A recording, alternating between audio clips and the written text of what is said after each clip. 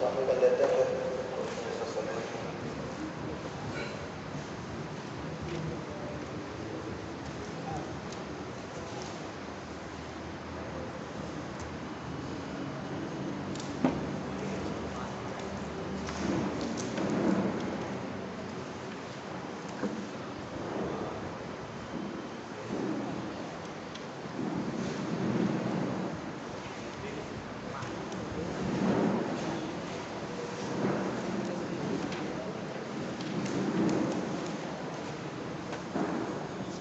अच्छा, अपवाह तंत्र या ड्रेनेज सिस्टम है क्या? अगर आप लोगों से पूछो कि एक लाइन में बड़े शॉर्ट में उसकी डेफिनेशन दीजिए, क्या बताएंगे हम लोग?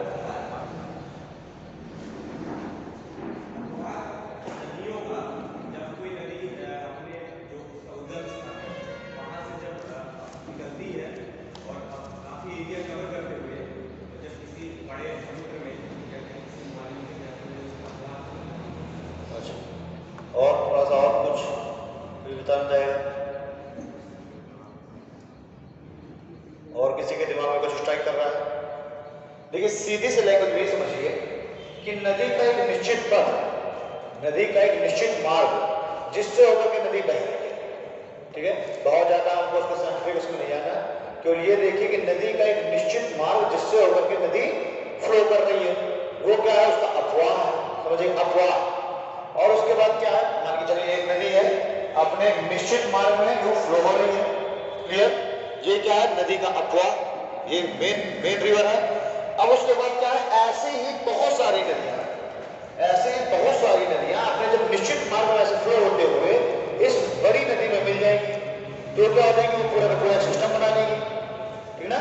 बहुत ज्यादा आपको साइंटिफिक उसमें नहीं जाना, बस क्या है? एक मेन रिवर जो कि अपने निश्चित मार्ग में फ्लो हो रही है, और ऐसी ही और बहुत सारी नदियां जो अपने निश्चित मार्ग में फ्लो होते हुए क्या करें? इस मेन रिवर से आके मिल जाए।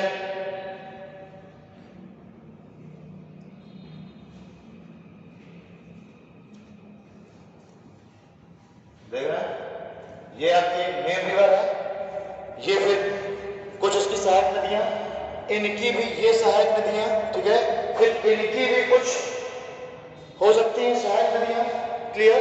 ये सारी मिलाकर के क्या करेंगे? एक सिस्टम का निर्माण कर लेंगे, और वही क्या हो जाएगा? अपवाह तंत्र, ठीक ना?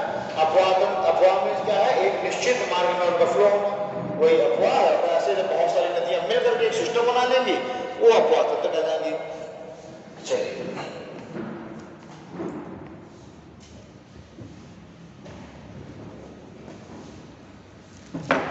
अब हम लोग देखते हैं कि हमें रिवर्स हम लोग, अच्छा, जैसे ये अपवाह तंत्र है, अब अपवाह तंत्र को निर्धारित करने वाले कुछ फैक्टर भी होंगे, मतलब अपवाह को, नदियों के अपवाह को निर्धारित करने वाले कुछ फैक्टर भी होंगे। उनमें से कौन कौन से फैक्टर मुख्य भूमिका निभाएंगे किसी अपवाह तंत्र को प्रभावित करने के लिए, नदियों के फ्लो को प्रभावित करने के लिए? एक तो देखिए ढाल, यानी कि स्थलाकृति, ढाल या स्थलाकृति। दूसरा चीज हम लोग देखेंगे कि उनके मतलब वो कब बनी थी, उनके निर्माण की अवधि, यानी कब वो ओरिजिन हुई थी, यानी कि अगर हम बात करें उनकी आयु, जो नदी जितनी जंग होगी वो उतनी ही ज्यादा बड़ी तेजी से बह रही होगी, उसका क्या अपवाह सूत्र उतना बड़ा होगा। जो नदी ओल्ड होती जाएगी वो क्या होगी? जो नदी ओल्ड होती जाएगी वो धीरे धीरे उसके जो वाटर की क्वांटिटी है उसमें भी कमी आती जाएगी, ठीक? ढाल जैसे कि हो गई, चट्टानों की प्रकृति हो गई, क्लियर? इनकी आयु हो गई, इनका ओरिजिन हो गया। कुछ नदियां हिमालय से निकलती हैं, कुछ प्रायद्वीपीय पठार से निकलती हैं, इनका ओरिजिन हो गया जहां से निकल रही हैं। ऐसे ही कुछ जो फैक्टर है वो निर्धारित करते हैं किसको? अपवाह तंत्र को, ठीक है ना? उनका ओरिजिन हो गया, उनकी एज हो गई, चट्टानों की प्रकृति हो गई कि वहां की चट्टानें कैसी हैं, ढाल हो गई, ढाल कैसी है, क्लियर? चलिए, अपवाह तंत्र में अगर हम देखते हैं तो नदियों को हम दो पार्ट में बांट के पढ़ते हैं। तो ड्रेनेज सिस्टम है, इसको हम लोग दो पार्ट में बांट के पढ़ते हैं। एक तो हिमालयी अपवाह तंत्र,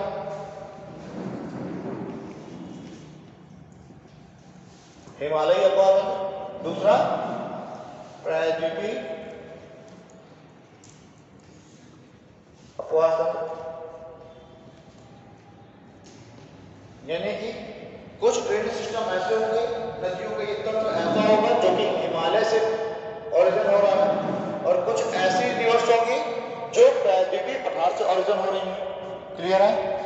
ये तो है क्या, देखिए इनके उद्गम के, अगर हम लोग इनके उद्गम के आधार पर देखते हैं, उद्गम के आधार पर देखते हैं हम लोग, अगर हम बेस क्या मानते हैं इनके ओरिजिन को, अगर हम बेस माने कि ये गिर कहाँ रही है, यानी कि अपने वाटर को राष्ट्रीय जगह कहाँ गिरा जा रही है, अगर हम उसके आधार पर अगर हम मानते हैं तो भी हम दो ही पार्ट्स में बांट के पढ़ेंगे। एक ये उद्गम के आधार पर हो गया, और दूसरा क्या है, लास्ट में जाके जहाँ पे उल्टा हो जाती है मुहाना, जहाँ मुहाना बनाती है जहाँ गिर जाते हैं, अगर हम उसके आधार पर देखें तो भी हम दो पार्ट्स में बांट के पढ़ेंगे। एक तो बंगाल की खाड़ी में गिरने वाली नदियां,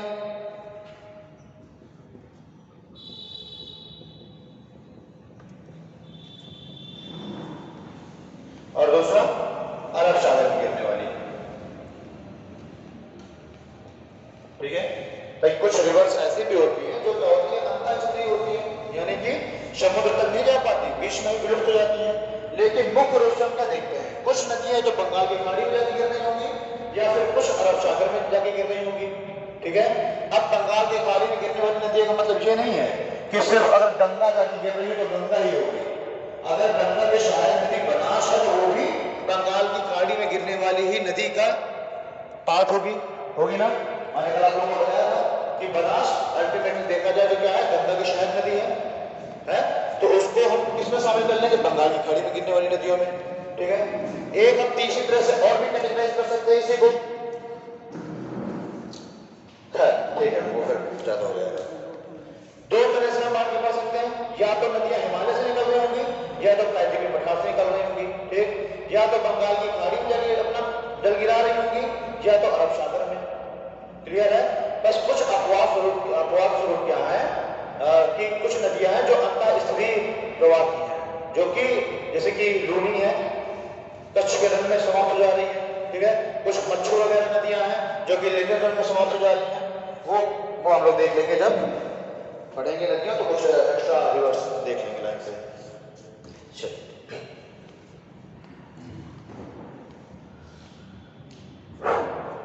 अब देखते हैं हम लोग, जैसे जो हिमालयी अपवाह तंत्र है और प्रायद्वीपीय अपवाह तंत्र है, इनमें अगर मैं कह दूं कि डिफरेंस बताइए, कुछ मेजर डिफरेंस क्या होंगे हिमालयी अपवाह तंत्र में और प्रायद्वीपीय अपवाह तंत्र में, कुछ मेजर डिफरेंस।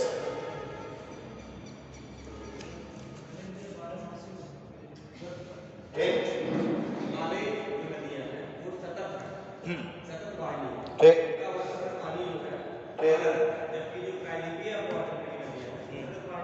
ठीक है? ठीक, यानी कि अगर हम बात करते हैं कि जो फ्लड है वो हिमालयी जो अपवाह तंत्र वाली नदियां हैं उनमें वर्ष में 2 बार संभावना होगी, या 2 बार उसमें भारी मात्रा में जल आएगा। एक बार तो जब ग्लेशियर पिघलेंगे, ग्लेशियर कब ज्यादा मात्रा में पिघलेंगे, जब ज्यादा गर्मी पड़ेगी, और दूसरी बात जब क्या होगा, मानसून आएगा। ठीक? पहली बात तो 12मासी है, यानी वर्ष भर जल से भरी हुई रहती है हिमालयी नदियां। क्लियर? प्रायद्वीपीय नदियां क्या है, मानसून के समय में ज्यादा उनमें पानी आएगा अचानक से, यानी कि हिमालयी नदियों में 2 बार वर्ष में ज्यादा पानी आएगा, और प्रायद्वीपीय नदियों में क्या है, केवल मानसून जब आएगा उसी समय उसमें क्या होगा, अचानक से वाटर क्वांटिटी बढ़ जाएगी और अचानक से क्या होगा, बाढ़ ज्यादा आ जाएगी। ठीक है? और उसके बाद साल भर वो सूखी हुई हमें नाले जैसी प्रतीत होगी। एक और चीज क्या देखते हैं कि जो हिमालयी जो नदियां हैं वो ज्यादा गहरी होंगी, हिमालय जो नदियां होंगी वो क्या होंगी, वो ज्यादा गहरी होंगी, और उनका जो ड्रेनेज है, जो उनका जिस फॉर्म में बह रही है वो ज्यादा गहरा होगा। और जो प्रायद्वीपीय नदियां वो क्या होंगी, अपेक्षाकृत उथली होंगी। ठीक ना? अपेक्षाकृत क्या होंगी, उथली होंगी। अगर हम लोग देख लेते हैं थोड़ा सा इकोनॉमिकल दृष्टिकोण से, तो जो हिमालयी नदियां हैं इनमें हम लोग क्या कर सकते हैं, ये नौका गम्य होती है। हिमालयी नदियां क्या होती है, नौका गम्य होती है, यानी इनके थ्रू हम लोग क्या करते हैं, ट्रांसपोर्टेशन के लिए इनको यूज कर सकते हैं। बट जो प्रायद्वीपीय नदियां होती हैं वो नौका गम्य नहीं होती अमूमन। ठीक है ना? कुछ नदियां जो अपने मुहाने में जहां डेल्टा बनाती है वहां नौका गम्य होती है। ठीक है? थोड़ी बहुत मात्रा में वहां ट्रांसपोर्टेशन हो जाता है, बट मेजर केस में क्या होता है, प्रायद्वीपीय नदियां नौका गम्य नहीं होती। क्यों? क्योंकि प्रायद्वीपीय पठार से निकल रही हैं, और प्रायद्वीपीय पठार में भारी मात्रा में वाटरफॉल्स का निर्माण करती यानी प्रायद्वीपीय नदियां क्या है, भारी मात्रा में वाटरफॉल्स का निर्माण करती हैं, ठीक। उनकी जो बहाव है बहुत तेज होता है, ठीक है ना, इसलिए उनका और वर्ष भर में पानी तो रहता ही नहीं है, सूख जाती है, इसलिए उनको हम ट्रांसपोर्टेशन के लिए यूज नहीं कर सकते। जबकि हिमालयी नदियां क्या है, ट्रांसपोर्टेशन के लिए मुख्यतः ज्यादा यूज की जाती है, ठीक है। अगर हम देखते हैं कि हमारे विद्युत उत्पादन के लिए, जल विद्युत के उत्पादन के लिए कौन सी नदियों की ज्यादा अहम भूमिका होगी, प्रायद्वीपीय भारत की नदियां, ठीक। देखिए वहां क्या है, नेचुरली वहां क्या बने हुए, वाटरफॉल्स बने हुए हैं, वही वाटरफॉल में लोग क्या करते हैं, टरबाइन वगैरह लगा देते हैं, जल विद्युत उत्पादन करते हैं। तो मेजर केसेस में जो प्रायद्वीपीय भारत की नदियां वो ज्यादा यूजफुल है हमारे जल विद्युत उत्पादन के लिए, ठीक है। अच्छा, आइलैंड्स कौन सी नदियां ज्यादा बनाती हैं, आइलैंड्स, हाँ, नदी द्वीप कौन सी नदियां ज्यादा बनाएंगी, हिमालय, क्यों, क्योंकि उनमें सेडिमेंट्स की मात्रा ज्यादा होगी, वो क्या है, हिमालय को काट के आ रही है, अपने साथ भारी मात्रा में सेडिमेंट्स लेके आ रही है, इस वजह से क्या होगा, उनमें सेडिमेंट्स होगा, सेडिमेंट्स को जमा करेंगी और क्या होगा, आइलैंड्स फॉर्मेशन हो जाएंगे। यही प्रायद्वीपीय भारत की अगर नदियों में देखें तो क्या होगा, कठोर चट्टानों से बह रही है, ठीक ना, कठोर चट्टानों से बह रही है और उनमें क्या सेडिमेंट्स की मात्रा कम होती है, तो आइलैंड्स का निर्माण नहीं करेंगे। अच्छा, अगर एज की बात कर लें, कौन सी नदियां ज्यादा यंग होगी, नदियां कौन सी ज्यादा यंग होगी, यंग यानी कि जवान, हिमालयी नदियां, क्यों, कारण सभी लोगों को पता है, क्योंकि जो हमारा प्रायद्वीपीय भारत है वो अपेक्षाकृत हमारे नॉर्थ इंडिया से ज्यादा पुराना है, ठीक है, वो ज्यादा ओल्ड है और क्या है, उसमें पहले से रिवर बह रही है। लेकिन जो उत्तर भारत के हिमालय की नदियां हैं वो तो क्या है, जब हिमालय का फॉर्मेशन हुआ, उनमें ग्लेशियर बने और फिर उन नदियों का प्रवाह चालू हुआ, ठीक है। तो ये जो है ज्यादा यंग है हमारी हिमालय नदियां, ठीक है। ऐसे घुमा फिरा के इनसे ऐसे डिफरेंस हो सकता है। चलिए अब हम लोग देखते हैं, अगर हम लोग पहला हिमालय अपवातंत्र की नदियां देख रहे हैं,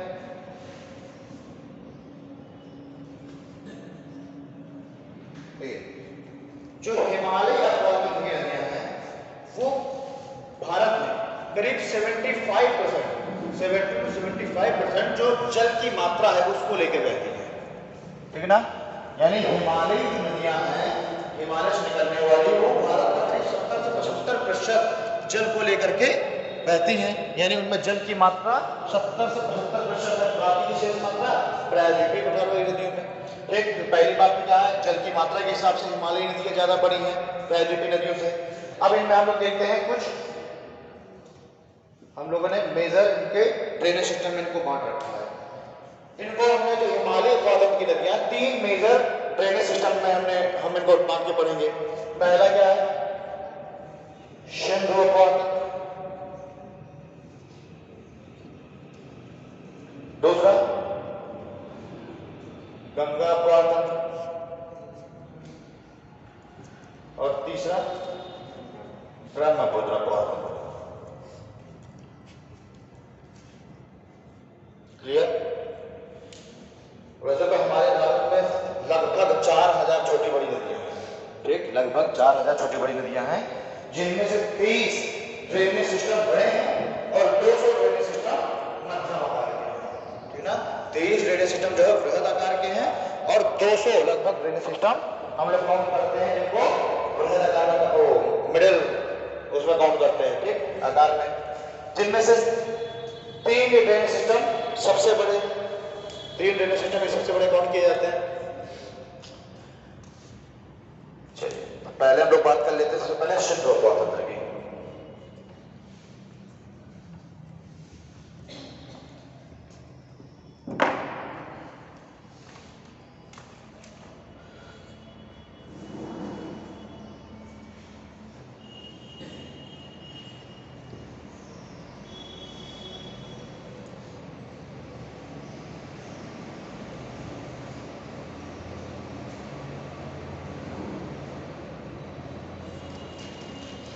उत्तर भारत लग रहा थोड़ा बहुत। इसमें मैंने आप लोगों को कल ही पढ़ाया था, कल या परसों क्लास में, कि यहाँ पे एक रेंज है ट्रांस हिमालय की। कौन सी रेंज है?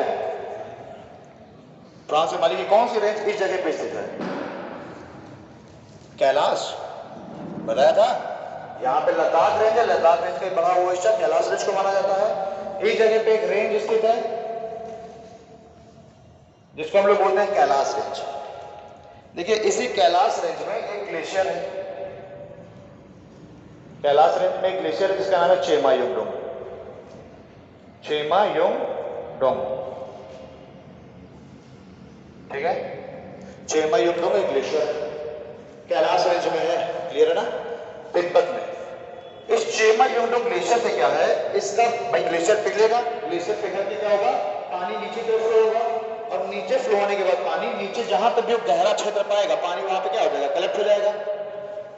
ग्लेशियर पिघलने से पानी नीचे आएगा, जहां पे भी थोड़ा सा क्षेत्र क्या होगा, गहरा होगा, वहां पे पानी क्या होगा, भर जाएगा, इकट्ठा हो जाएगा, और वही जो क्षेत्र जहां पे पानी इकट्ठा हो जाएगा वो क्या हो जाएगा, एक लेक का रूप ले लेगा। वो क्या हो जाएगा, एक लेक जैसी रूप ले लेगी ना संरचना। लेक क्या होती है, झील क्या होती है भाई, जहां पे भी गहरा जो प्राकृतिक जो लेक होती है वो क्या होती है, प्राकृतिक झीलें। जहां पे भी वो हमारा जो क्रस्ट है थोड़ा सा गहरा होगा, वहीं पे पानी आगे भर जाएगा, वही झील हो गया, यही तो है झील, ठीक है। अब इस यहाँ पे क्या होता है, झील का निर्माण हो जाएगा। इस झील को हम लोग कहते हैं शिंगी खंबा, ठीक है, इस झील को हम लोग क्या कहते हैं, शिंगी खंबा। अच्छा, यहीं से दो और मुख्य नदियों का भी उद्गम होगा, आज ही मैं उनको भी बताऊंगा। एक झील हो गई शिंगी खंबा, यहां से देखिए एक नदी का ऑरिजिन हो रहा है, एक नदी का ऑरिजिन हो रहा है, थोड़ा सा ये उत्तर पश्चिम की दिशा में फ्लो करेगी, उसके बाद ये भारत में प्रवेश कर रही है, ठीक है। भारत में इस जगह पे एक स्थान है जिसका नाम है दमचौक।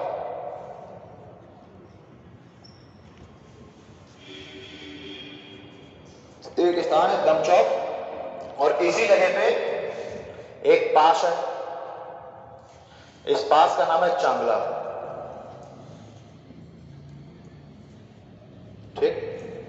यानी लद्दाख वाले क्षेत्र में जहां से सिंधु नदी प्रवेश कर रही है, स्थान है दमचौक, और वहां पे एक पास है, क्या नाम है, चांगला। भाई पासेस क्या होते हैं, प्राकृतिक आने जाने का मार्ग प्रदान करते हैं पासेस, क्लियर। पास है, पास का नाम है चांगला। मेरी आवाज को क्लियर सुनिएगा, हो सकता है अगर यहाँ पे दूर से ना भी दिखाई दे क्लियर, तो आवाज को ढंग से सुनिएगा। दमचौक स्थान है, ये दमचौक, पास कौन सा है, चांगला, वहां से सिंधु नदी भारत में प्रवेश कर रही है, और ये आपके लद्दाख रेंज से होते हुए फ्लो होते हुए लद्दाख रेंज से, और ये आपका पाकिस्तान में निकल रही है। पाकिस्तान में जिस जगह से ये पाकिस्तान में जा रही है उस जगह को कहते हैं चिल्लास, यानी चिल्लास नामक स्थान से क्या हो जाएगी, पाकिस्तान में पहुंच जाएगी।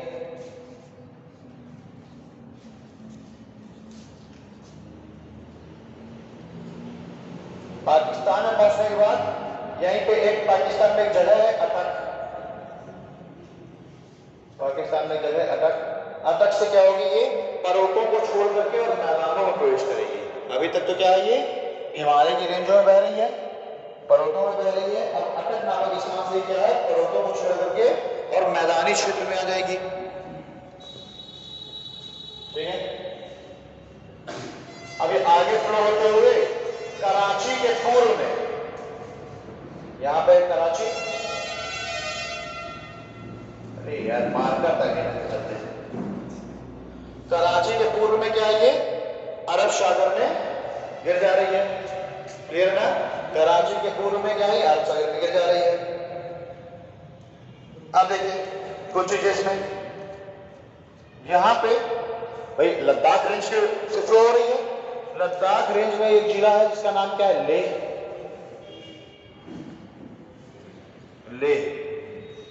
तो सिंधु के तट पे एकमात्र जिला जो स्थित है वो है लेह, ठीक है।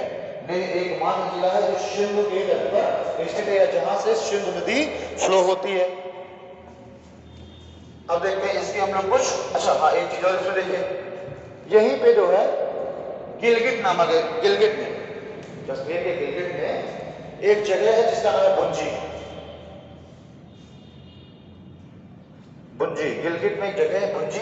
इस भुंजी नामक स्थान पे जो सिंधु नदी है वो क्या करती है, इस पूरे लद्दाख रेंज को काट करके, लद्दाख रेंज को काट करके इसने क्या किया है, एक बहुत ही गहरे गॉर्ज का निर्माण किया है, गर्त का, जिसे हम महाखंड भी बोल देते हैं। ठीक है, एक गॉर्ज का निर्माण किया है,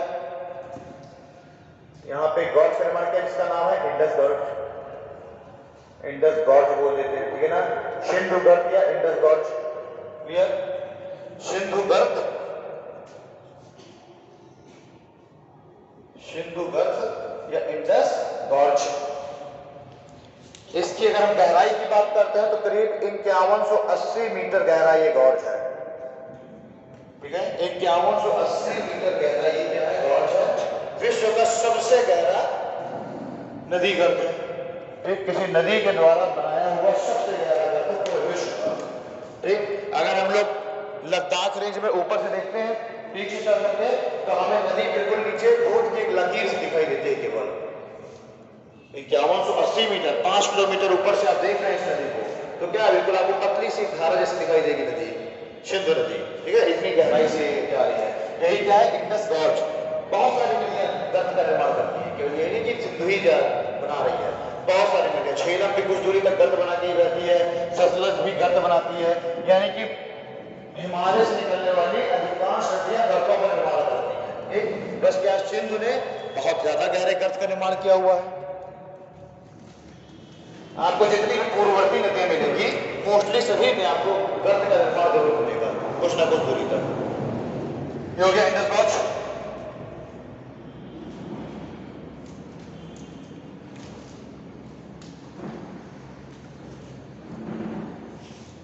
अब देखिए यहीं पे आपके लद्दाख रेंज के नीचे जब जास्कर रेंज है, जास्कर रेंज से कश्मीर वाले हिस्से से यहाँ से एक नदी का उद्गम हो रहा है जिसका नाम है झेलम। यहाँ पे एक झील है, इस झील का नाम है शेषनाग। शेषनाग झील से जम्मू कश्मीर में है एक नदी का ऑरिजिन हो रहा है, नाम है उसका झेलम। झेलम नदी ऐसे आ रही है कुछ दूरी तक, ये क्या है, ये अनंतनाग से बारामूला तक, ये क्या है, नौकागम्य है। अनंतनाग से बारामूला तक क्या है, नौकागम्य है। नौकागम्य नदी तभी होगी जब उसके वेग में कमी आ जाएगी, जब वो शांति से बह रही होगी। ठीक है ना, यानी कि ये किसी न किसी वैली में बह रही होगी भाई, उसमें शांति, उसके वेग में कभी तभी आएगी ना जब वो समतल में बह रही होगी, और समतल हिमालय में तभी मिलेगा जब कोई वैली आएगी। ठीक, तो ये अभी कश्मीर की वैली में क्या है, यहाँ पे अनंतनाग से बारामूला तक ये नौकागम्य है। इसमें कुछ दूरी तक क्या होता है, ट्रेड और ट्रांसपोर्टेशन भी इससे होता है, लोग बाकायदा आराम से झेलम नदी में नौका विहार करते हैं। उसके बाद देखिए ये भारत और पाकिस्तान के सीमा के साथ साथ कुछ दूरी तक फ्लो हो रही है। कुछ दूरी तक क्या हो रही है, भारत और पाकिस्तान की सीमा के साथ साथ फ्लो हो रही है, यानी कि प्राकृतिक सीमा का निर्धारण कर रही है भारत और पाकिस्तान के मध्य। कौन, झेलम नदी, ये जगह है मंगला और ये जगह है मुजफ्फराबाद।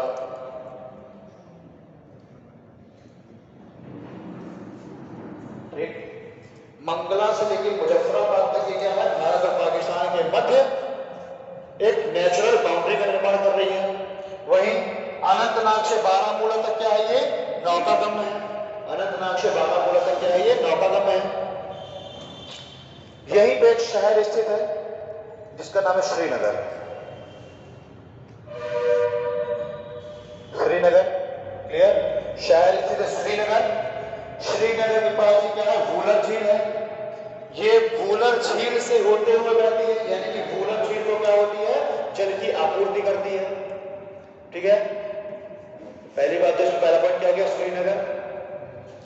उसके बाद क्या है दूसरा, वूलर झील को ही जल की आपूर्ति कर रही है। अभी अगर ऐसा पूछ लिया जा रहा है कि वूलर झील को जल की आपूर्ति किस नदी के द्वारा हो रही है, तो झेलम। ठीक है ना, अब देखिए ये है झेलम और ये है सिंधु। ये है झेलम और ये है सिंधु। इनके बीच का जो क्षेत्र है, दो नदियों के बीच का क्षेत्र क्या कहलाता है, दोआब कहलाता है ना। दो नदियों के बीच का क्षेत्र दोआब कहलाता है। तो ये है सिंधु और ये है झेलम। इनकी ये जो बीच का ये जो द्वार का क्षेत्र है, इसको हम लोग कहते हैं सिंध सागर। सिंध सागर दोआब, ठीक है, सिंध सागर दोआब, यानी सिंधु और झेलम के बीच का जो दोआब है उसको हम किस नाम से जानते हैं? सिंध सागर दोआब। एक चीज और देखें, झेलम नदी का उल्लेख हमारे वेदों में हुआ है, ऋग्वेद में। ऋग्वेद में झेलम नदी को वितस्ता नाम से जाना गया है। झेलम नदी का जो उल्लेख है वो वितस्ता नाम से किया गया है, ये भी लिख लीजिए, एक पॉइंट है। तो शेर पीछे से दुर्घटना कहीं से भी घट सकती है, ठीक है, कहीं से भी क्वेश्चन पूछ सकता है। वितस्ता, झेलम नदी को किस नाम से हम जानते हैं? वितस्ता। ऋग्वेद में उल्लेख किया गया है। बीच का जो दोआब का क्षेत्र है सिंध सागर दोआब कहलाता है, ठीक। अब देखते हैं झेलम नदी के नीचे से हिमाचल प्रदेश वाला जो क्षेत्र है, हिमाचल प्रदेश में एक पास है जिसका नाम है बालाचला पास है हिमाचल प्रदेश में। उसके नॉर्थ से एक नदी का ओरिजिन हो रहा है। मान के चलिए दो नदी सरिताएं हैं, एक ना कहिए दो नदी सरिताएं हैं, एक का नाम है चंद्रा और एक का नाम है भागा। दो नदी सरिताएं हैं, चंद्रा और भागा। एक का नाम है चंद्रा और दूसरी सरिता का नाम है भागा, ठीक है। दो छोटी नदियों का उद्गम हो रहा है, चंद्रा और भागा। वो दोनों नदियां तंडी नामक स्थान पर, तंडी नामक स्थान पर ये दोनों नदियां क्या हैं? आपस में मिल जाती हैं, और जहां पे वो मिलती हैं वहीं से इसका नाम पड़ जाता है चेनाब, ठीक है। चंद्र और भागा दोनों क्या है? तंडी नामक स्थान पर आपस में मिल रही हैं और वहीं से इसका इन दोनों की सामूहिक धारा का नाम क्या पड़ जा रहा है? चेनाब। चेनाब को ऋग्वेद में अश्विनी नाम दिया गया है। ऋग्वेद में अश्विनी नाम से जाना गया है चेनाब को। और ये नदी फ्लो होते हुए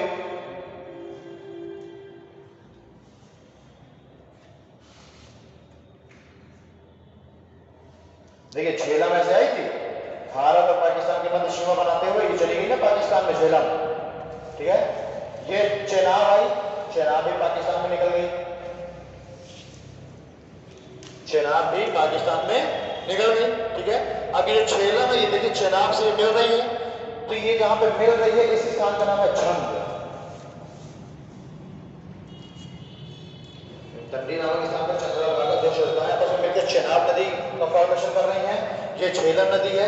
इन टॉपिकों के होने चाहिए मल्टी कलर के मार्कर्स, कम से कम 4-5 कलर के, ठीक है। लेकिन समस्या ये है कि दो मिले उनमें से एक तो चल नहीं रहा है, तब ज्यादा क्लियर होता है जब हर चीज अलग अलग कलर से लोकेट करो। चेनाब आई पाकिस्तान में, देखिए ये पाकिस्तान की सीमा है जो मैंने डॉटेड लाइन बनाई हुई है, पीछे तक दिख रहा है ना, लाइट ऊपर से चली गई तो ये देखिए चेनाब आई, चेनाब पाकिस्तान में, और झेलम। अच्छा, अब इस टॉपिक में क्या है ना, आपसे ये सब बहुत ज्यादा नहीं पूछता, इनमें पूछ सकता है क्रम कि पाकिस्तान में जो नदियां चेनाब से मिल रही हैं किस क्रम में मिल रही हैं, ठीक है। और क्रम आपको तभी याद होगा जब आपने बिल्कुल विजुअलाइज किया होगा, बिल्कुल आपने क्या एक तरह से बिल्कुल उसका सजीव वर्णन देखा होगा, ठीक। तो देखिए सबसे पहले झेलम आके मिल रही है चेनाब से। पहली बात देखिए चेनाब सबसे बड़ी सहायक नदी है सिंधु की, चेनाब सिंधु की सबसे बड़ी सहायक नदी है, ठीक। और भी अन्य बहुत सारी नदियां हैं, सुरेग, निब्रा और गिलगित वगैरह बहुत हैं, बट चेनाब इनमें से सबसे बड़ी सहायक नदी। देखिए इधर चेनाब में क्या है, पाकिस्तान में झंग सबसे पहले चेनाब में कौन मिली? झेलम नदी मिली, कहां पे? झंग में। अब और देखिए, ये हमने असली नोट कर लिया ना, इसको साफ कर रहा हूं। अब यहाँ पे एक पास है, इस पास का नाम है रोहतांग, हिमाचल प्रदेश में ही रोहतांग पास है। उसी के नॉर्थ से बिल्कुल एक रिवर का फॉर्मेशन हो रहा है, इस रिवर का नाम है रावी, ठीक। रावी को ऋग्वेद में कहा गया है परुष्णी, या इसी को ऐरावती नाम भी दिया गया है। प्रदूषणी या इरावती, रावी को। ठीक है, ये कहां से फॉर्मेशन हो रहा? बड़ा लाचा दर्रे से चिनाब का, इसका रोहतांग दर्रे के नौ से, वही आपकी कुल्लू जो घाटी है, कुल्लू घाटी यानी कुल्लू पहाड़ियों से ही उद्गम हो रहा है किसका? रावी का। रावी आ रही है और ये पहुंची पाकिस्तान में और ये मिल गई किससे? चिनाब से। यानी पहले तो मिली थी आपकी झेलम मिली, पहले आपकी झेलम मिली और फिर आपकी आके मिल जा रही है चिनाब। ओ सॉरी, पहले झेलम मिली और बाद में कौन मिल रही है? रावी मिल रही है, किससे? चिनाब से। अब देखिए यही जो पास है यहाँ पे रोहतांग, इसी पास के सदर्न पॉइंट से, दक्षिणी हिस्से से एक नदी का और उद्गम हो रहा है और उसका नाम है व्यास। ठीक है, कौन सी नदी का उद्गम हो रहा है? व्यास। ठीक, व्यास को किस नाम से जाना गया है? विपाशा। ये तो नाम सभी को याद होगा। ठीक है, विपाशा, व्यास। क्लियर? कहां बह रही है आपके? वही कुल्लू मनाली वाले क्षेत्र में बह रही है, मंडी वगैरह में। व्यास अपने जो है उसके लिए बड़ा फेमस है। उसमें कराते हैं ना आपका, क्या कहते हैं, वाटर स्पोर्ट्स वगैरह में नहीं कराते? वो वाली नाव लेकर के, अरे क्या बोलते हैं इसको? राफ्टिंग। ठीक है ना, राफ्टिंग वगैरह के लिए बड़ी फेमस है व्यास। चलिए व्यास को यहां पे हम छोड़ देते हैं, आगे की कहानी देखते हैं। यहीं पे जो है एक और लेक है, इसी कैलाश रेंज में एक और लेक है, उसका भी फॉर्मेशन हुआ है इसी चेमायून ग्लेशियर के पिघलने से, उसी के पानी से। इस लेक का नाम है राकस ताल। ठीक है, इस लेक का नाम क्या है? राकस ताल। राकस ताल से एक नदी का उद्गम हो रहा है और ये भारत में प्रवेश कर रही है आपकी।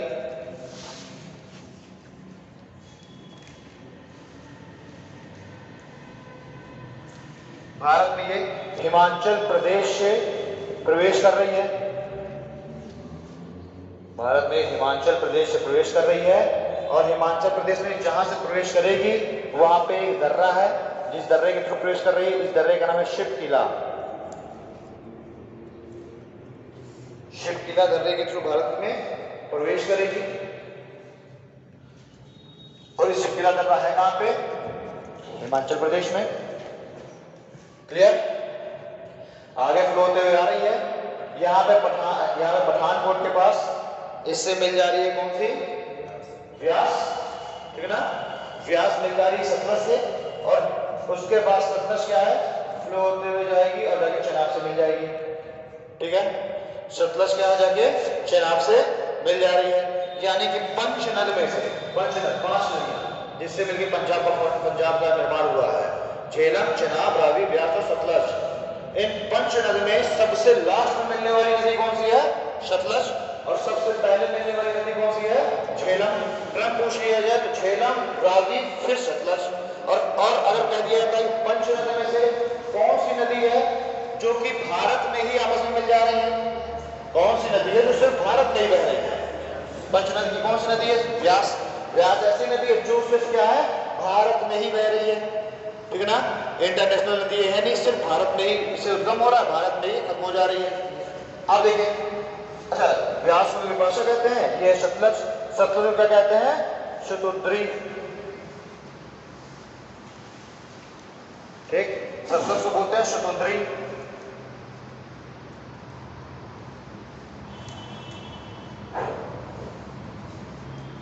जहां पे दोनों नदियां आपस में मिल रही हैं वहीं पे एक डैम का निर्माण किया गया है,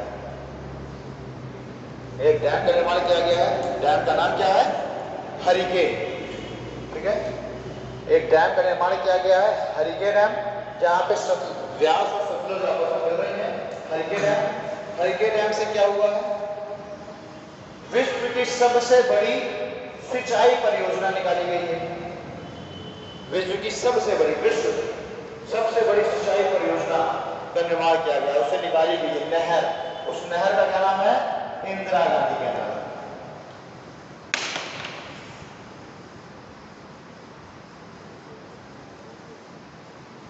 इंदिरा गांधी नहर, ठीक ना, इंदिरा गांधी सिंचाई परियोजना नाम दिया गया इसको। विश्व की सबसे बड़ी सिंचाई परियोजना है। इसकी अगर हम लोग लंबाई की बात कर लेते हैं तो 468 किलोमीटर इंदिरा गांधी नहर की लंबाई है। पूरी सीमेंटेड नहर बनाई गई है, ऊपर से पूरा हटाया गया है ताकि पानी गंदा ना हो उसका। और इस इंदिरा गांधी नहर की वजह से राजस्थान, मैंने कल बताया था राजस्थान नाम लेते ही उसके पहले मैं रुक गया था, तो राजस्थान के कुछ ऐसे जिले थे जैसे कि आपके गंगानगर हो गया, बीकानेर हो गया, बाड़मेर तक के जिले, जैसलमेर, ये सारे क्या थे, सर्वाधिक सूखाग्रस्त हैं, सर्वाधिक मरुस्थलीय जिले हैं। इनमें भी ये भी आज की दृष्टि में क्या है, हरित क्रांति की दिशा में अग्रसर है। सिर्फ इस इंदिरा गांधी कैनाल की वजह से बारिश भी होती नहीं है। इंदिरा गांधी कैनाल की वजह से यहाँ क्या हुई, सिंचाई की सुविधा पहुंची और वो गंगानगर वगैरह जिले क्या है आज हरित क्रांति की दृष्टि में अग्रणी है। ठीक है, बहुत बढ़िया जो है उत्पादन हो रहा है वहां पे।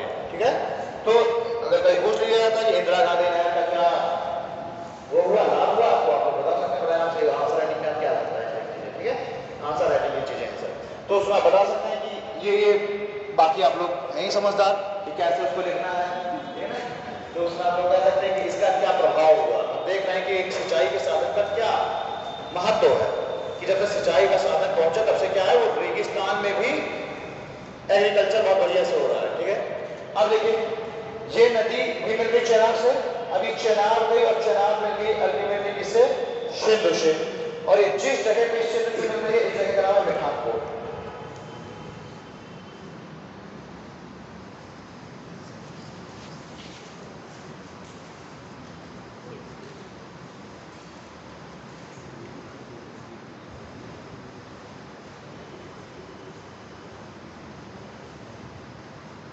ठीक है, जिस जगह पे मिली उस जगह का नाम है मिठानपुर। और फिर जो है अल्टीमेटली सिंधु नदी सारी नदियों का जल लेकर के गिर जा रही है अरब सागर में। अच्छा, कुछ नदियां ये तो हो गई इसके बाएं ओर से मिलने वाली नदियां, कुछ नदी इसके दाहिनी ओर से मिल रही है। ठीक है, बाएं और दाएं किनारे का कैसे आप लोग निकालते हैं भाई, जो नदी बह रही है अपने मुहाने की ओर, उसकी गति की दिशा से जो बाएं तरफ होगा बाएं ओर से मिलने वाली, अगर हम खड़े हो जाए जब नदी बह रही है और उसके साथ साथ खड़े हो जाए तो जो हमारा राइट साइड होगा वो नदी का दाहिने तरफ हो गया। इसमें कुछ नदियां इधर से भी आके मिल रही हैं जैसे कि नुब्रा हो गई, श्योक हो गई, गिलगित हो गई, ठीक है ना, इधर पे कुछ आगे मिलती हैं, काबुल हो गई। ठीक, काफी सारे ऐसे नदियां हैं, इनमें सबको एक श्योक को याद रखना है। श्योक जो नदी है उसको काराकोरम वाले क्षेत्र में यारकंडी नाम से जाना जाता है, यानी तिब्बती को यारकंडी कहा जाता है श्योक को, और काराकोरम वाले जो लोग हैं उसको मृत्यु की नदी के नाम से जानते हैं, किसको, श्योक को। श्योक सिंधु की एक सहायक नदी है, काराकोरम रेंज से निकल रही है और लद्दाख में हिमालय से निकल रही है। श्योक को तिब्बती कहते हैं यारकंडी।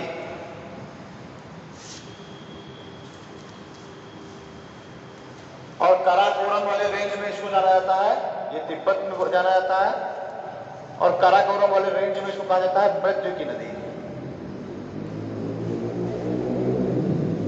ठीक है,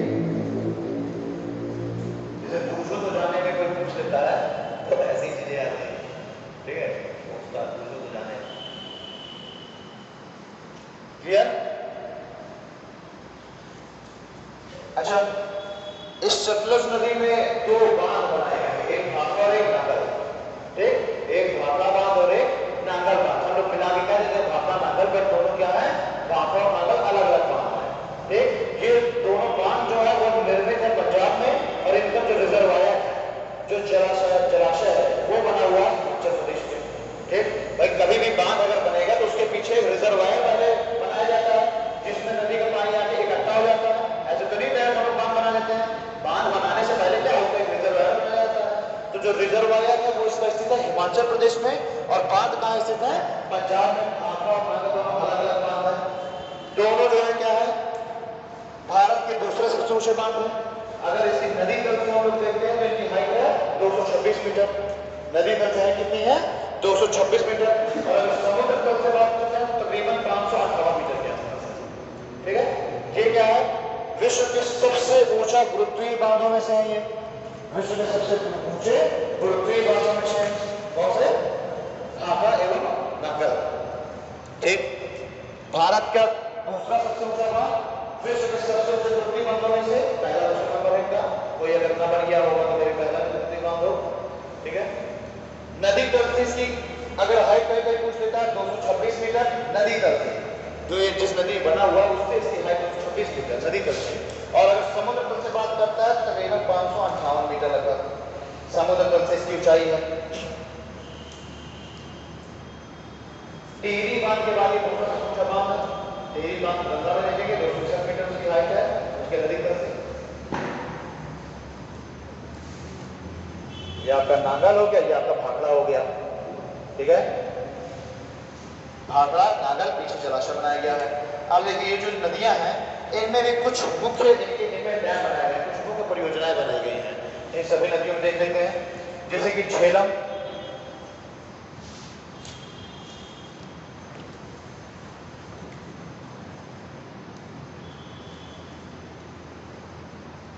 झेलम में हो गई, रावी समझे, व्यास में। झेलम में जो परियोजना बनाई गई है तो डैम है इसका मंगला, काफी इंपॉर्टेंट है मंगला। कुछ और भी बनी है झेलम में, जैसे तुलबुल है, उरी है, तुलबुल, उरी और मंगला इंपॉर्टेंट मैं लिखवा दे रहा हूं परियोजना। झेलम में कुछ परियोजनाएं बनी है डैम, तुलबुल, उरी और मंगला है। किसमें है? झेलम में मंगला, तुलबुल और उरी। हमारे तुलबुल परियोजना से पाकिस्तान बहुत डरा हुआ है। ठीक, उसको लग रहा है कि हम डैम बना लेंगे तो सूखे में हम क्या करेंगे? पानी को रोक लेंगे और जब वाइल्ड कंडीशन आएगी तो हम उसको छोड़ देंगे। ठीक, तो तुलबुल परियोजना से काफी भयभीत है। उसके बाद देखिए जो चनाब है, इस चनाब में बगलीहार, चनाब में कुछ परियोजनाएं बनी हुई है, उसको लिख लीजिए बगलीहार। अब वहां लिखने का मतलब है कि ज्यादा हौस पौस हो जाएगा, इसलिए अब डायरेक्ट सीधे आपको लिखिए। चनाब में बनी हुई कुछ परियोजनाएं हैं जैसे बगलीहार, सलार और दुलहस्ती। बगलीहार, सलार एवं दुलहस्ती ये इंपॉर्टेंट परियोजना है चनाब की।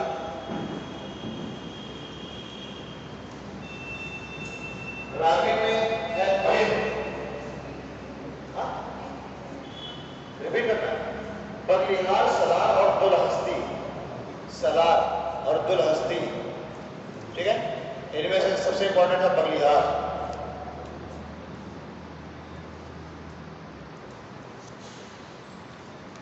काफी वाइट आंसर आया है, गुटगुट नहीं खाते, दांत दिए पूरे से निकाल के हंस रहे हो, समझा रहा है कि गुटगुट नहीं खाते लग रहा है। ठीक है। अब आते हैं रावी में कौन सी है? थिन। रावी में थिन, थिन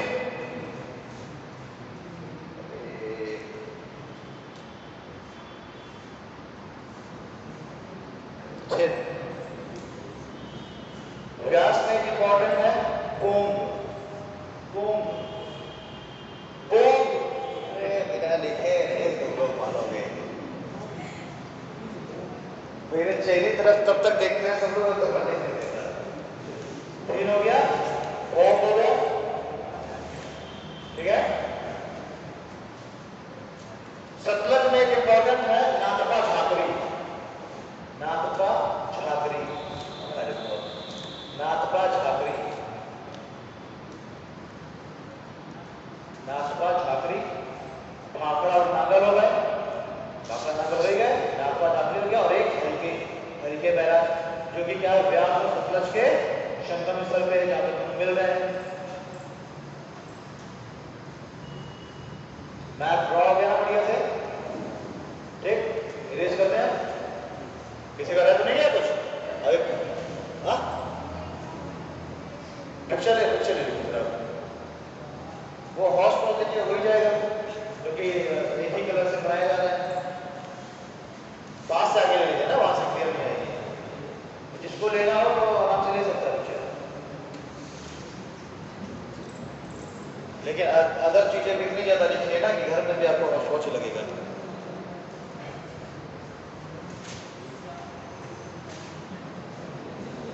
और भाई लेना है किसको पिक्चर?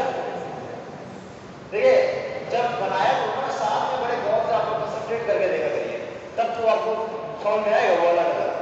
अगर आप लोगों ने शुरुआत में ध्यान नहीं दिया और सब बनने के बाद आपने ध्यान दिया तो आपको कैसे होता है तो कब कहाँ कौन सी लकीर है किससे मिल जा रही है कुछ पता नहीं चलेगा। इसलिए जब ड्रॉ हुआ करे उसी समय गौर से देखिए। साफ कर दे इसको।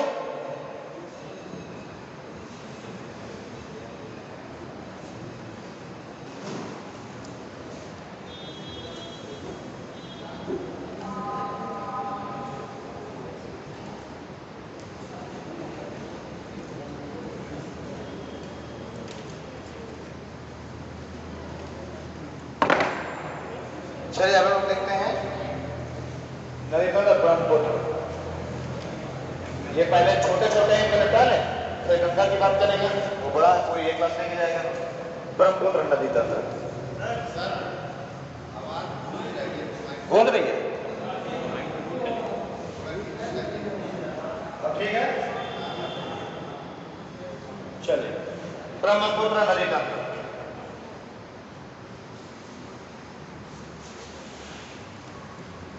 ये जो ब्रह्मपुत्र नदी तंत्र है ये सारी हिमालय जितनी भी नदी तंत्र है उनका करीब 35% वाटर लेकर के अकेली नदी जाती है।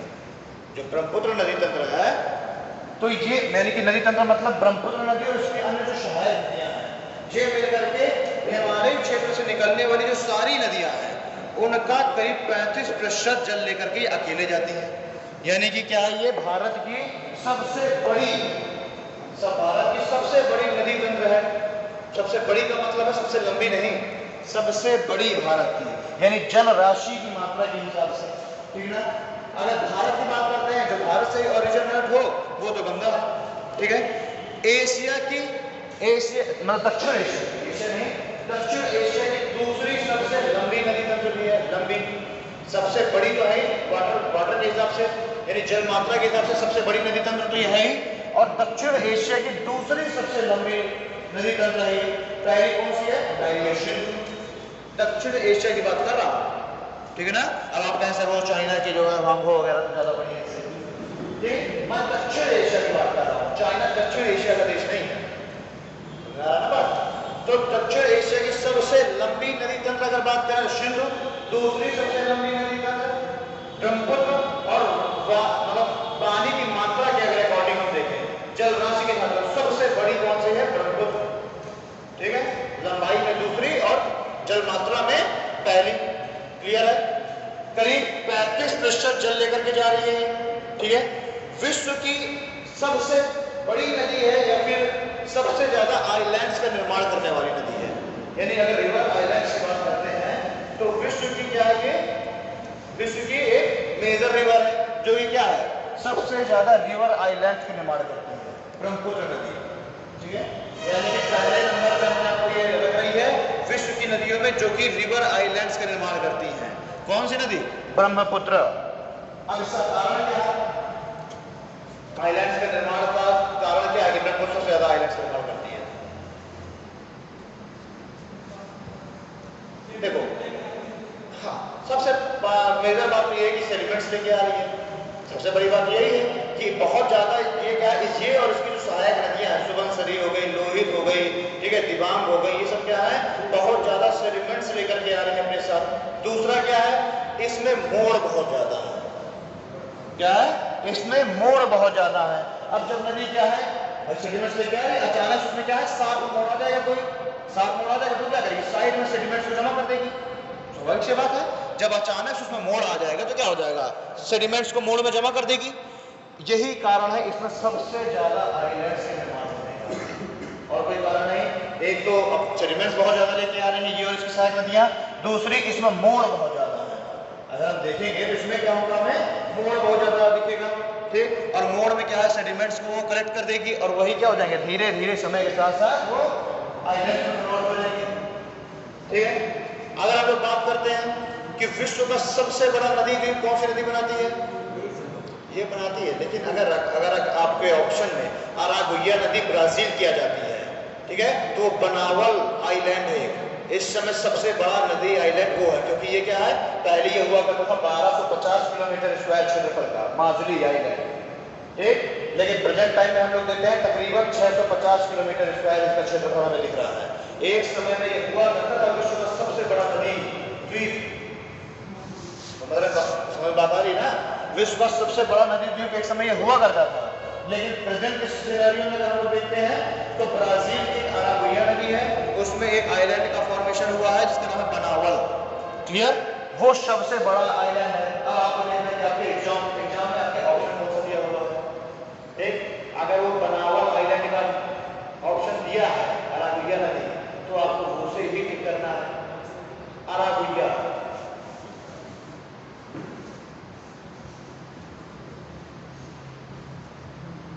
अरागुया रिवर है और बनावल आइलैंड है। बनावल कहाँ पे है? ब्राजील में।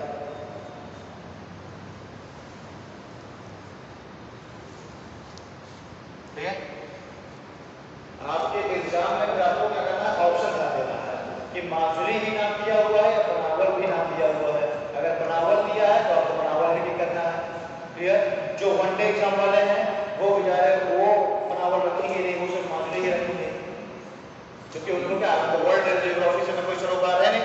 इंडियन ज्योग्राफी में देखना है तो भारत का सबसे बड़ा यही है, ठीक है ना, भारत का सबसे बड़ा है।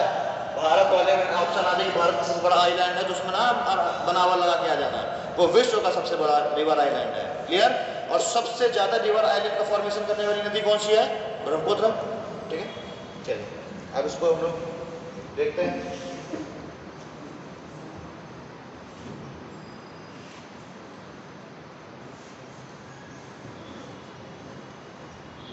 ये अपने नेपाल बन रहा है, सिक्किम हो गया, भूटान हो गया,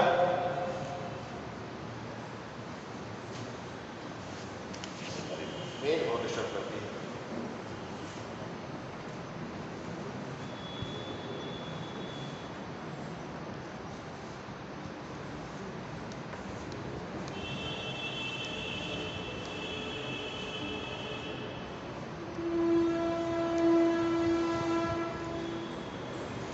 ठीक है,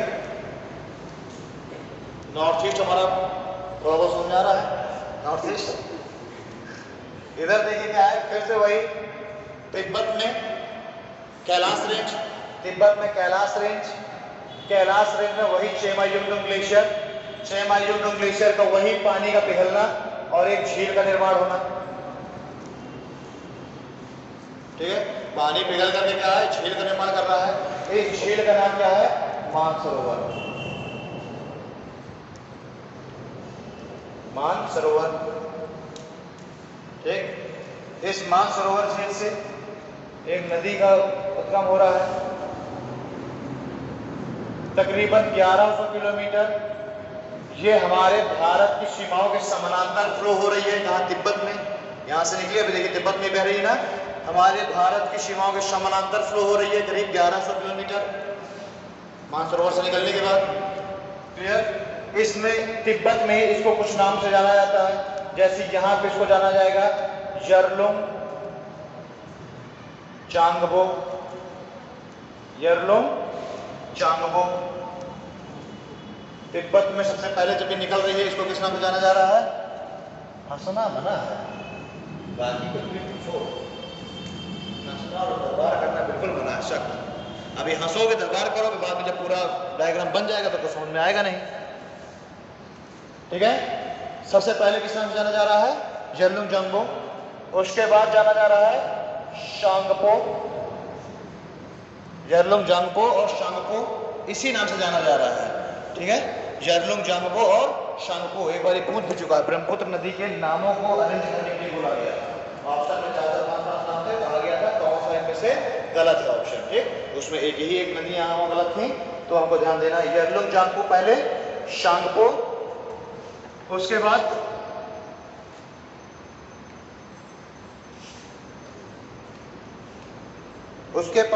जो है दक्षिण तिब्बत में, जहां से भारत प्रवेश करने वाली है, यहाँ पे इसको नाम दिया जा रहा है शियांग या झियांग, सियांग या झियांग। कहां पे? दक्षिण तिब्बत में, मतलब भारत में प्रवेश करने से जस्ट पहले तिब्बत में इसको किस नाम से जाना जा रहा है? शियांग या झियांग। पहले यरलुंग जांगपो, शांगपो, झियांग या शियांग। उसके बाद क्या है, भारत में प्रवेश कर रही है। यहाँ पे चोटी मैंने बताया था आप लोगों को, बताया भी था कि इसके पहले ही इसके पास से ही ब्रह्मपुत्र भारत में प्रवेश कर रही है। इस पीक का नाम क्या है? कौन सी पीक हो सकती है इस सतह का? अरुणाचल प्रदेश में है कि नामचा बरवा। क्लियर? नामचा बरवा के पास से नदी क्या है? भारत में प्रवेश कर जा रही है। नामचा बरवा के पास से नदी भारत में प्रवेश कर जा रही है, और जब प्रवेश कर रही है तो ये क्या है? बिल्कुल सिंटेक्सियल फोल्ड का निर्माण करेगी, यानी कि क्या है? अचानक से मुड़ी हुई है, ठीक है ना भाई? इस जगह फोल्ड से क्या है? अचानक से मुड़ी हुई है। इसी जगह पे ये एक गर्त का निर्माण करेगी, ये भी एक गर्त का निर्माण करेगी। इस गर्त का नाम है दिहांग, दिहांग गर्त। हाँ भाई, नदी क्या करती है ना? काटती है ना? काट करके उसको इस गर्त को गहरा कर देती है, गहराई से करती है। ठीक, मैंने कल पहले बताया ना भाई, नदी जिसे कहा ये क्या पूर्ववर्ती नदियां हैं सारी की सारी, ये एकदम ये बह रही थी, और हिमालय क्या है? हिमालय अभी भी उठ रहा है, हिमालय अभी भी उठ रहा है। तो हिमालय जैसे 1 सेंटीमीटर था, कहा जाता है कि प्रतिवर्ष 3 से 4 सेंटीमीटर पर बढ़ता है, ठीक है? उसका उत्थान हो रहा है। क्यों? क्योंकि वही प्लेट टेक्टोनिक वाली क्रिया है। तो अब नदी तो बह रही है, नदी बह रही है, और हिमालय का जैसे उत्थान हुआ, नदी क्या करेगी? उतने हिस्से को तुरंत काट देगी। हिमालय ऊपर उठ रहा है और नदी क्या है? उसको तुरंत काट दे रही है। तो काट देगी तो नदी गहराई गहरी हो जाएगी ना, एक तरह से। दोनों आसपास के जो हिस्से हैं पर्वत के, वो ऊंचे हो जाएंगे, हर साल करीब 3 सेंटीमीटर ऊंचे होंगे। या हम कह रहे हैं कि नदी हर साल 3 सेंटीमीटर गहराई में चली जाएगी। ठीक, तो वही चीज है गर्त। नदी ने हर साल उसको काट दिया, पूरे इस सरखंड को, जितना हिमालय बढ़ा उसको काट दे रहा है। क्लियर? वही क्या है? गर्त या गॉर्ज है। ठीक, अब यहाँ पे क्या है? एक दिहांग गर्त का निर्माण कर रही है नदी। कभी पूछ लिया जा रहा है दिहांग गर्त का निर्माण कहाँ पे हो रहा है? अरुणाचल प्रदेश में। किस नदी के द्वारा? ब्रह्मपुत्र के द्वारा। अब ये जब भारत में प्रवेश कर रही है, भारत में सबसे पहले इससे एक नदी आगे मिल रही है, नाम है इसका दिहांग। सबसे पहले एक नदी आगे मिल रही है, नाम है उसका क्या? दिहांग।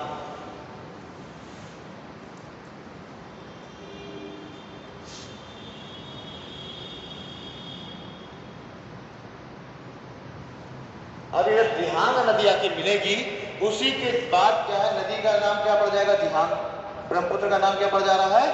दिहांग। एक नदी इससे आकर के मिल रही है, लोहित, जो इसकी मुख्य सहायक नदियां हैं, और जो जिधर से बना है वो नदी उधरी से मिल रही है।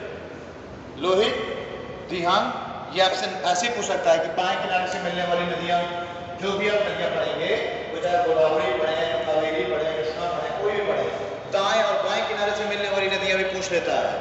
क्लियर है? लोहित हो गई, दिहांग हो गई। एक नदी इधर से आके मिल रही है, इसका नाम है दिबांग।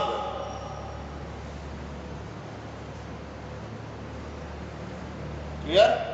नदी देखिए पूरे अरुणाचल प्रदेश में इस नदी का नाम क्या है? दिहांग ही है। दिहांग नाम से पूरे अरुणाचल प्रदेश में फ्लो हो रही है। अरुणाचल प्रदेश में फ्लो होते हुए अभी कहां पहुंच जाएगी? असम में पहुंच जाएगी। कहां पहुंच जाएगी? असम में। असम में इसका नाम पहली बार क्या पड़ता है? ब्रह्मपुत्र। असम में ही इसको ब्रह्मपुत्र नाम से जाना जाता है। अच्छा क्वेश्चन बन सकता है कि ब्रह्मपुत्र का नाम ब्रह्मपुत्र कहां पे पड़ा? तो असम में। यानी अरुणाचल प्रदेश में इसको दिहांग नाम से ही जानते हैं। अरुणाचल प्रदेश में इसका नामकरण ब्रह्मपुत्र नहीं पड़ा। ब्रह्मपुत्र इसको कहां पे इसका नाम हुआ? असम में। ठीक है, यहां से देखिए असम की सीमा चालू हो रही है। असम यहां यहीं पे इसमें एक नदी है, इसकी बहुत ही मुख्य सहायक नदी है, नाम इसका सुबनसिरी।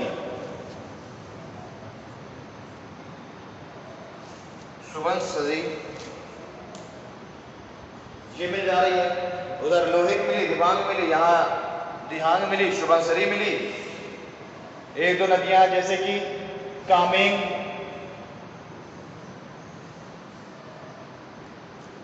कामेंग हो गई, मानस हो गई, मानस, कामेंग के बाद मानस, मानस के बाद संकोश, संकोश या असम में मिल रही है, मानस और संकोश। ठीक है ना?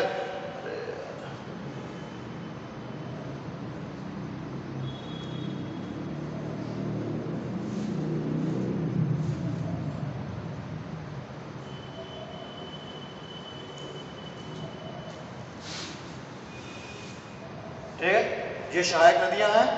कौन कौन सी हो गई? दिहांग हो गई, सुबनसिरी, कामेंग, मानस, संकोश। ठीक है, बहुत ज्यादा बोल रहा है ना, समझ नहीं आ रहा। हाँ, अरे और क्या, जहां से निकलेंगे तो काटेंगे है। ये सारी की सारी हिमालय नदियां सब जो है कहीं ना कहीं काट के ही आ रही है हिमालय को। इन सभी का ऑरिजिन कहां से हो रहा है? वही तिब्बत प्लेट्यू से। सभी की सभी वही कैलाश रेंज तिब्बत प्लेट्यू से निकल रही हैं। यहाँ वाली नेपाल हिमालय से निकलेंगी, यहाँ वाली नेपाल हिमालय से निकलेंगी। भाई किसी न किसी ऊंची चोटी से तो निकलेंगी। ये सारी नदियां किसी न किसी ग्लेशियर से निकल रही है, बिना ग्लेशियर के तो निकल नहीं आएंगी। तो ये तिब्बत प्लेट्यू क्या है? ऊंचा है ही, यहाँ पर ग्लेशियर है ही बहुत सारे, उन्हीं किसी न किसी ग्लेशियर से सारी नदियां निकल रही हैं। ठीक, हमारे लिए ये इंपॉर्टेंट नहीं है कि मानस सब किस ग्लेशियर से निकली। इतना ज्यादा पढ़ेंगे तो हजारों नदियां हैं, पढ़े तो हजारों नदियां कहाँ पढ़ेंगे। अरे ये जो है वो बनाने की कंडीशन में हो गया, वो ऐसा नहीं है कुछ। ये ब्रह्मपुत्र को काट रही हैं, ब्रह्मपुत्र को काटेगी तो उसी में समा नहीं जाएंगी, काट के निकल थोड़ा आएंगी। अगर यहाँ से आएंगी तो ब्रह्मपुत्र में यही ना मिल जाएगी, वो काट के थोड़ा निकल आएंगी। ब्रह्मपुत्र हटो हम तो भारत में आगे फिर से मिलेंगे। ठीक, अब आगे ब्रह्मपुत्र बढ़ी, यहीं पे इसमें रिवर आइलैंड का निर्माण हुआ है आसाम में, जिसका नाम क्या है? माजुली।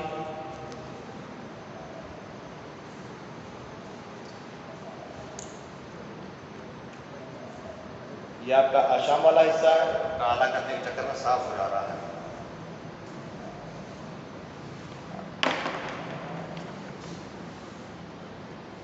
पीछे अरुणाचल प्रदेश हो गया, ये क्या हो गया आपका? आसाम हो गया। आसाम में फ्लो करते हुए नदी आ रही है। आसाम के बाद कहां चली जाएगी? बांग्लादेश में। आसाम के बाद कहां चली जा रही है?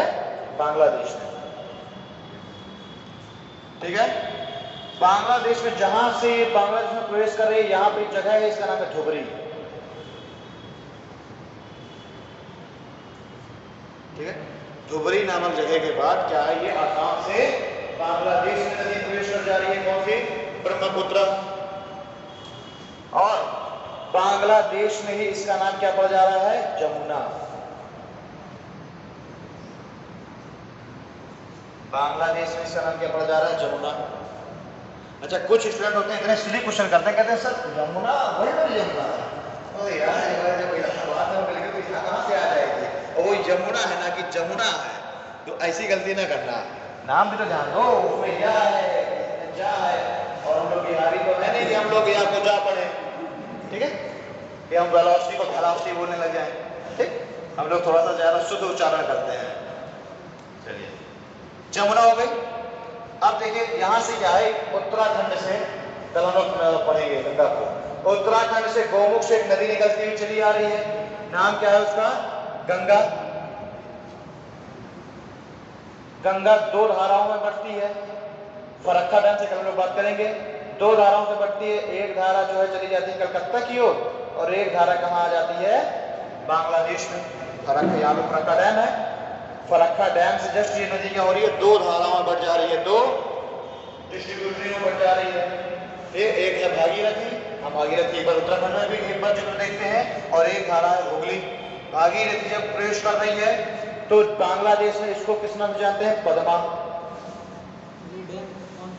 फरक्का कल बात करेंगे ना इसका, परेशान ना हो, कल बात करेंगे इस डैम की।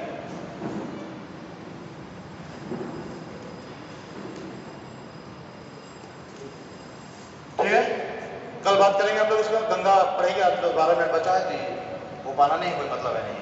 फरक्का डैम के बाद नदी दो धाराओं में बढ़ रही है, एक तो कलकत्ता चली जा रही है हुगली नाम से, और एक जो है आ रही प्रवेश कर रही है बांग्लादेश में, किस नाम से? पद्मा। क्लियर? अब ये जो है दोनों आकर के मिल जा रही है, दोनों आकर के बांग्लादेश में जमुना और पद्मा आपस में मिलेंगी।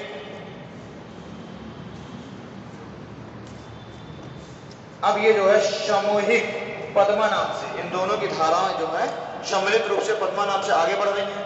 अब बांग्लादेश में ही क्या है? इस पे एक नदी है जिसका नाम है मेघना, जो कि मणिपुर की पहाड़ियों से निकली हुई है। इसकी अगर मुख्य नदी देखी जाए तो बराक नाम की एक नदी है। ठीक, उसी बराक नदी की ही ये ट्रिब्यूटरी है। कौन सी? मेघना। और ये मेघना जो है यहाँ पे भैरव बाजार नामक स्थान है। भैरव बाजार नामक स्थान है कहाँ, बांग्लादेश में ही। वहीं पे मेघना मिल जा रही है इनकी सामूहिक धाराओं से, पद्मा और जमुना की सामूहिक धाराओं से मिल जा रही है कौन सी, मेघना, और इसके बाद इसका नाम पड़ जा रहा है मेघना। और फिर जो है मेघना नाम से ही सुंदरवन का डेल्टा का फॉर्मेशन करते हुए गिर जाएगी कहाँ, बंगाल की खाड़ी में। अच्छा, आपसे एक क्वेश्चन यहाँ से एक छोटा सा क्या पूछ लेता है कि ब्रह्मपुत्र किस नाम से गिर रही है, मतलब प्रत्येक चीज आपको याद रखना है, पुलिस इसलिए बताया आगे करके कि कब क्या नाम पड़ रहा है, कब कहाँ क्या फॉर्मेशन कर रही है, क्लियर है। तो आपको ये ध्यान देना है कि मेघना नाम से ये गिर रही है बंगाल की खाड़ी में, ना कि जमुना या बलवा नाम से। ना बात, ये जब गिर रही है बंगाल की खाड़ी में या डेल्टा का कोई फॉर्मेशन कर रही है तो ये मेघना नाम है इसका इस समय पे। एक बार और समझ लीजिए, सभी लोग फिर से मैं को समझा दे रहा हूँ। मानसरोवर लेक है कहाँ, उसी अभी कैलाश रेंज में। 6 माइल ग्लेशियर है, पानी पिघला, मानसरोवर झील का फॉर्मेशन हुआ, नदी निकली। नदी जो है तकरीबन 1100 किलोमीटर हमारी सीमाओं के समानांतर बह रही है तिब्बत में। बहने के बाद क्या है, ये आपकी नामचा बरुआ के पश्चिम से जस्टिस सिंटैक्सियल फोल्ड का फॉर्मेशन करते हुए भारत में प्रवेश कर रही है। जहां से भारत में प्रवेश करती है वहीं पे दिहांग डॉल्स का निर्माण करती है। फिर ये आगे बढ़ी अरुणाचल प्रदेश में, अरुणाचल प्रदेश में से दिहांग नदी आकर के मिली। दिहांग नदी के मिलने से क्या है, इसका नाम पड़ गया दिहांग। जैसे ही प्रवेश करती है दिहांग नदी तुरंत आगे मिल रही है, ठीक है, इसका नाम पड़ गया दिहांग। दिहांग नाम से आगे बढ़ रही है, कहाँ प्रवेश कर गई, आसाम में प्रवेश कर गई।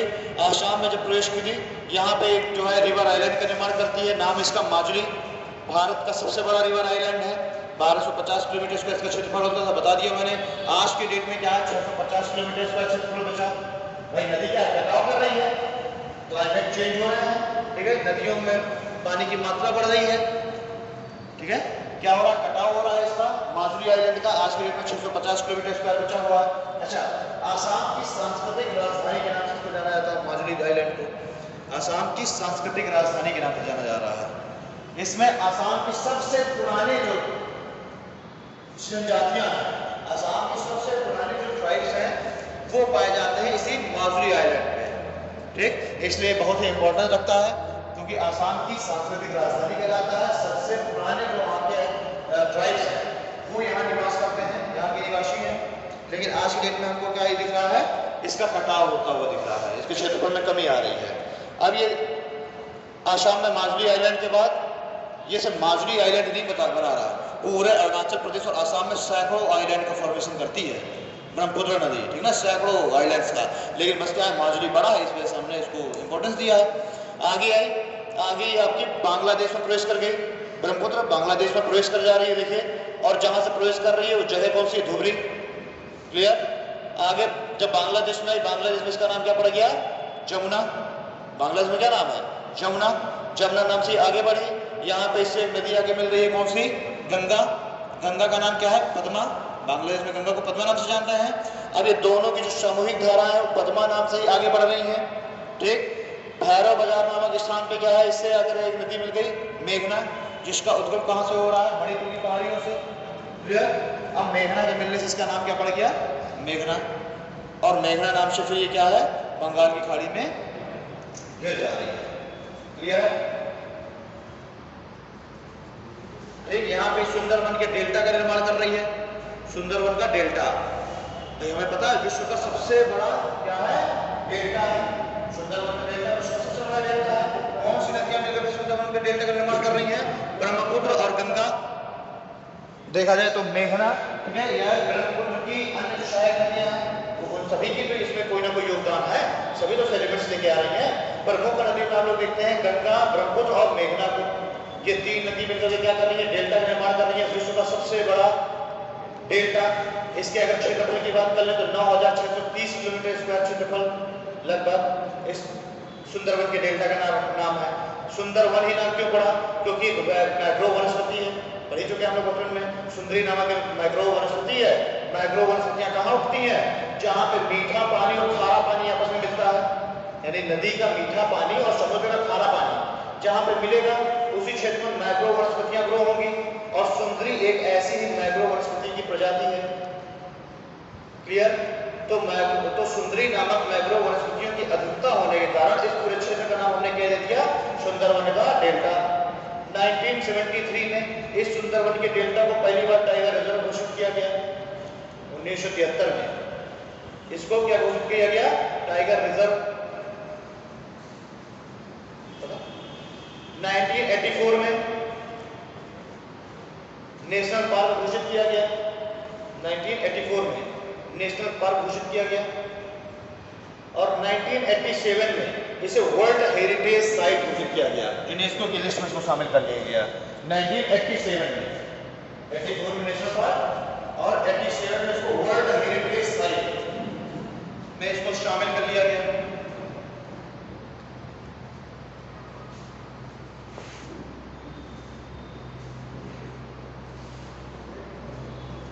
ठीक है।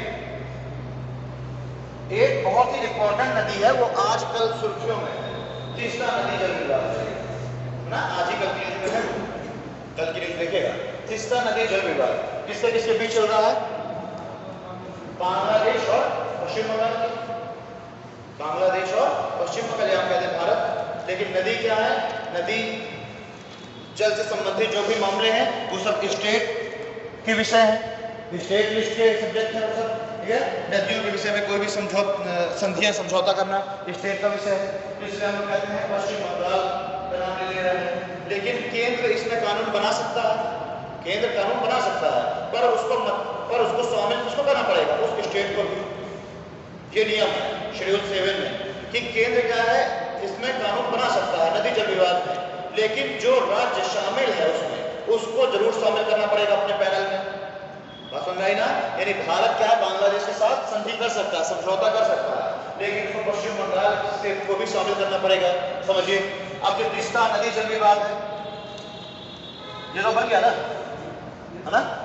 किसी का रह गया क्या है?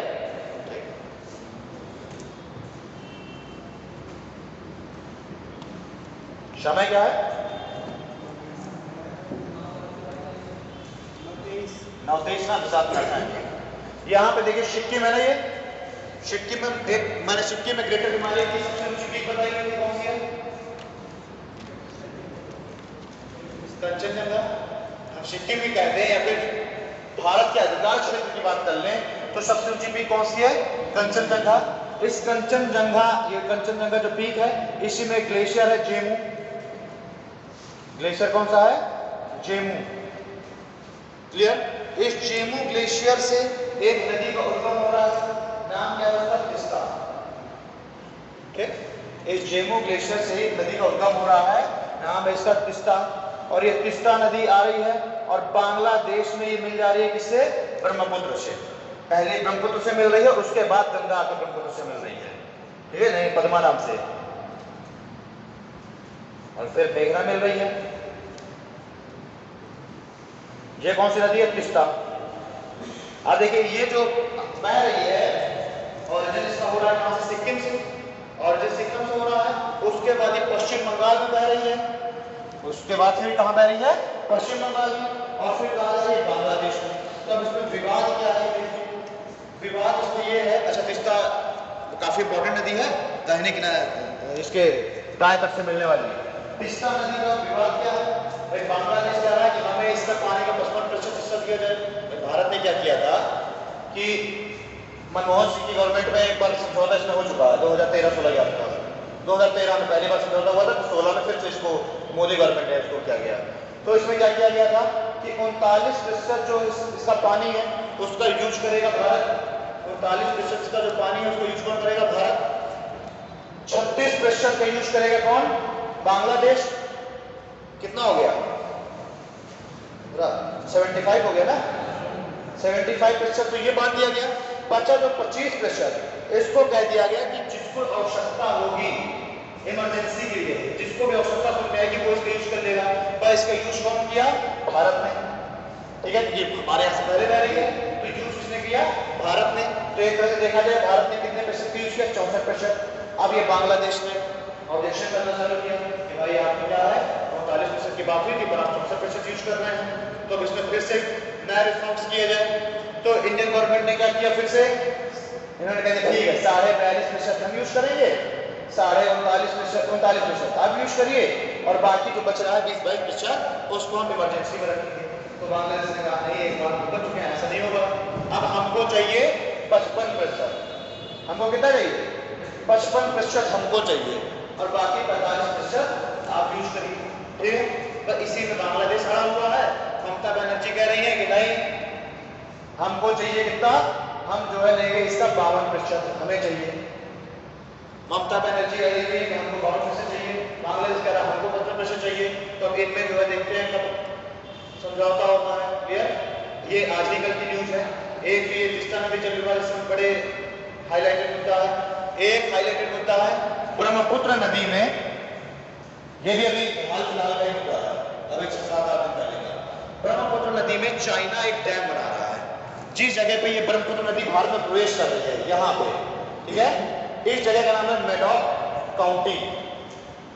मैडॉक काउंटी, ये मैडॉक काउंटी नामक जो जगह है, यहाँ पे चाइना एक डैम बना रहा है ब्रह्मपुत्र नदी में, और ये विश्व का सबसे बड़ा डैम है, विश्व का सबसे बड़ा रिवर डैम है। क्लियर?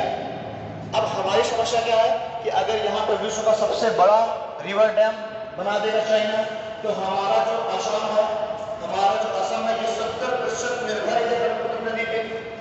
हमारा जो असम है 70% निर्भर है ब्रह्मपुत्र नदी पे।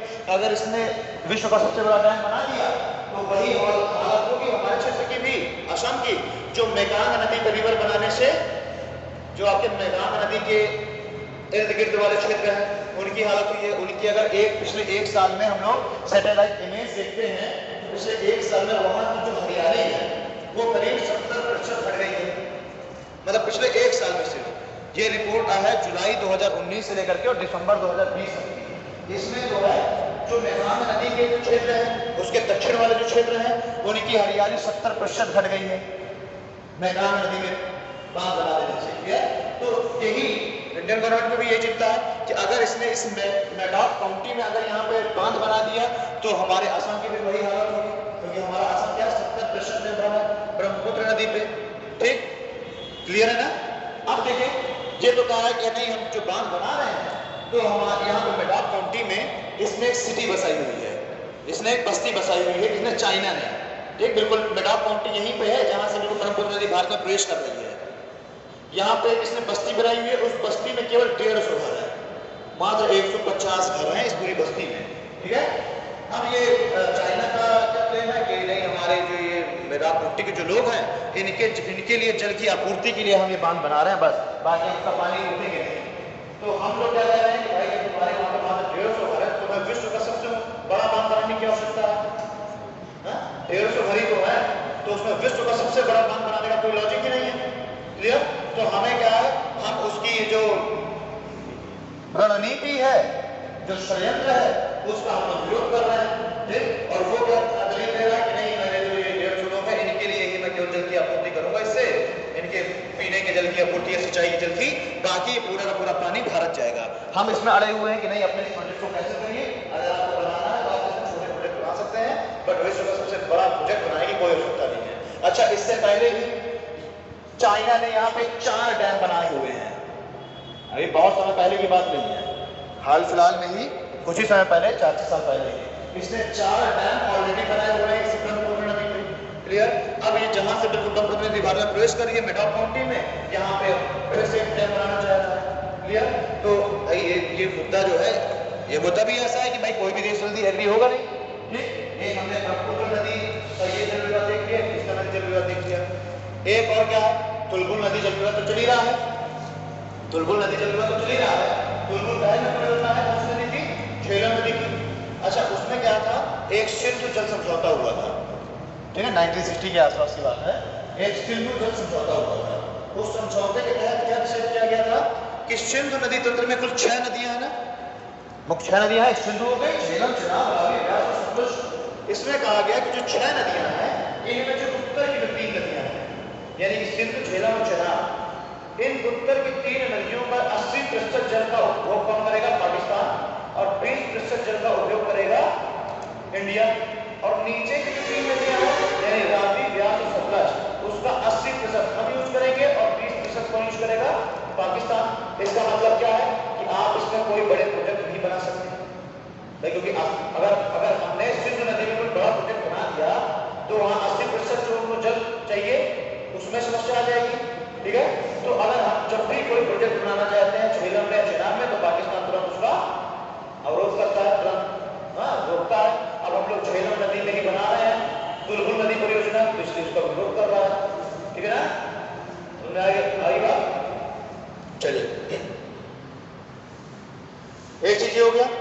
इसमें जो है ब्रह्मपुत्र नदी तंत्र में भी कुछ महत्वपूर्ण नदी परियोजनाएं हैं, कुछ महत्वपूर्ण नदी परियोजना है। एक तो पापुम पाप, पापुम पाप,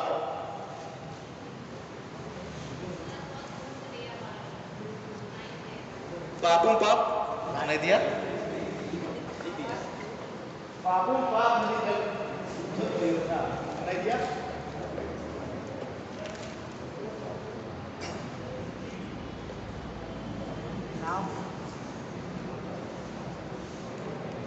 पापुम पाप,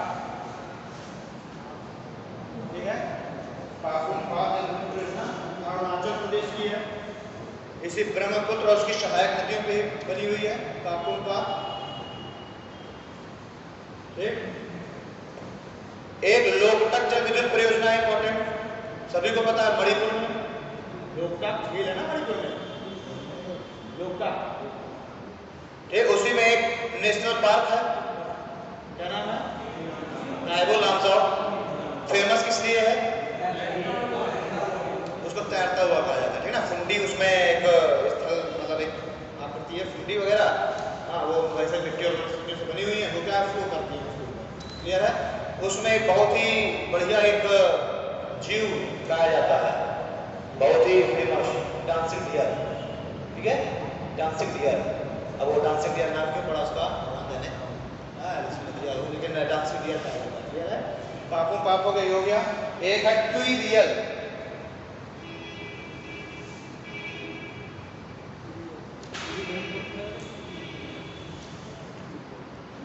टुई रियल ये मिजोरम की है,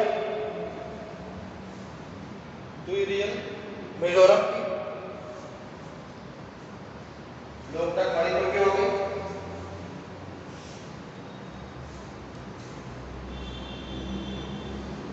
कंपिली एक है, ये है आपकी आसाम की।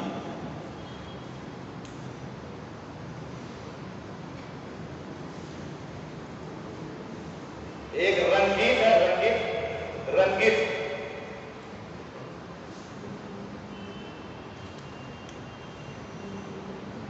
रंगीत, ये भी अरुणाचल प्रदेश की है। रंगीत जल विद्युत परियोजना अरुणाचल प्रदेश की है।